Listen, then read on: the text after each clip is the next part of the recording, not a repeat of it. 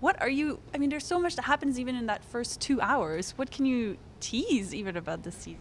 Uh, well, I can tell you I was really nervous about embarking on so many different huge storylines right off the bat. I thought maybe we had bitten off more than we could chew. From where we left the characters at the end of season 2 to where we find them in season 3, we're asking the audience to take a lot on faith. And I'm incredibly gratified to say that uh, it works. It works. As the season unfolds, all these storylines pay off in a really satisfying way.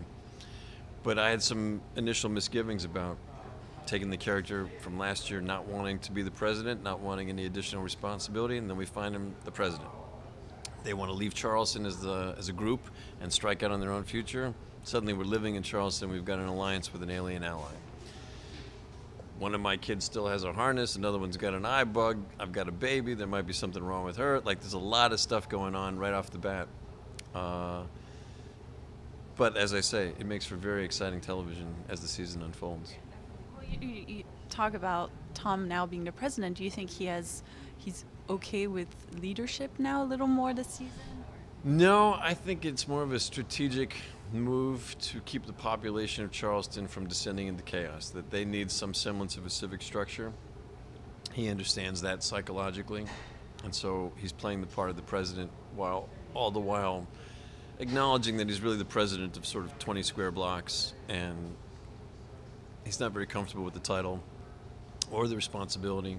He misses being in the field, and that this is all very premature. We can't create the next template for the next civilization until we win this war, and that's really what should take precedence. And accepting the role of president is really a byproduct of the alliance forged with these new alien allies, that he needs to be in a position of authority to maintain the secrecy about what's happening. And so he does it. But it's like wearing an ill-fitting suit. He's wearing it, but he doesn't fill it out until the end of the year. And there's a new alien in town that a lot of people were probably wondering about at the end of season 2. Yeah. And he's pretty close with Tom. So can you talk a little bit more about that dynamic? Sure. We call him Cochise. His real name is Chichat Gilsinchnich-Chatikol. Wow. I asked Remy and he couldn't say the name. He's like, I don't know how to even. I'm sort of butchering it, but that is how it was supposed to be pronounced. But we call him Cochise. He's a character that is of a species called the Volm, who we find out have been chasing the Skitters and Overlords across the galaxies for hundreds of years. Supposedly they're benevolent. Supposedly they come to the ally of whatever host planet they happen to be occupying and defend them. We have to take that on faith. We don't know that that's a fact. But there's something inherently trustworthy about this one particular alien who Tom develops a rapport with. And while it doesn't really make any logical sense to trust an alien that descends from outer space, because once burned, twice shy, there's something on a gut level that he feels is trustworthy about him.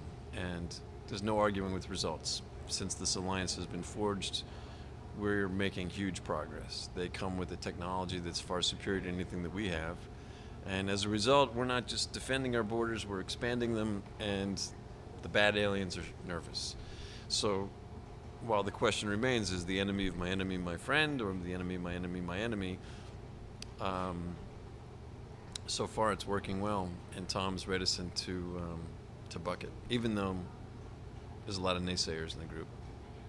And in terms of his sons, I mean, the Tom Mason and his son from season 1 to season 3 is vastly different. What is that relationship going to be like in the 3rd season? Well, I think in the first couple seasons,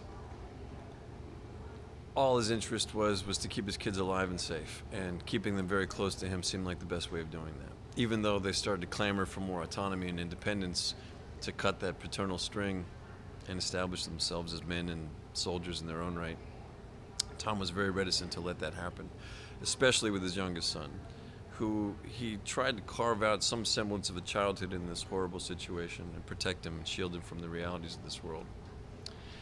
And then that changed at the end of season 2. I think he really embraced the notion that the kindest, gentlest, most mature parenting philosophy that he could espouse is to arm his kids and train his kids so that they can defend themselves, and maybe their kids will get the childhood that they were robbed of. So season 3 is a lot more tough love. It's you wanted it, you got it. And you want to stand on your own 2 feet, great. Then don't come running to me if it doesn't work out. I'm the president and I've got other responsibilities. And eventually they'll find each other again at the end of the season as a family unit, but it's the most fractured and fragmented we've seen the Mason clan yet. And what has been the most surprising part of being in Falling Skies for you so far? Well, it's all been kind of, I'm still surprised that I'm doing this show. I'm really surprised that I'm producing it. I'm really gratified and still surprised that it's got a huge audience following. I'm really impressed with our ability to continually get better each season. You know, usually the dynamic is the exact opposite, where you come out of the gate strong with the first season, and then it slowly diminishes in quality. I feel like in a lot of ways we've done the exact opposite. We had a good concept, but didn't know quite how to execute it the first year. And we learned a lot of lessons about what worked and what didn't work that we applied to the second season. And then we earned the confidence of the network and studio to the extent that they've increased our budget. So now we have more money to play with and a better sense of who we are and what we want to accomplish. So in a lot of ways, I feel like we're still in our ascension, which is very surprising.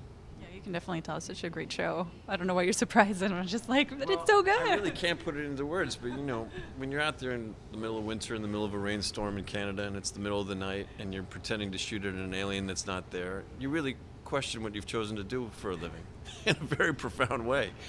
And yet, when these things cut together and they put what they put, you know, what Zoic puts into the show, it's far more compelling than even your imagination can lend you to believe. So I'm as much of an avid fan and viewer of the show as anybody else, because in a lot of ways I'm seeing it fresh for the first time when I see it too. And my last question for you is, do you have a message for the fans as they get ready for this third season?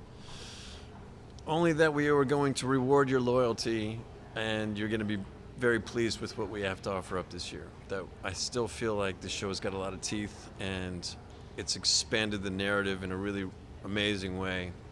And there's 1 or 2 episodes that come up, especially in the latter half of the season, that I think are our strongest yet.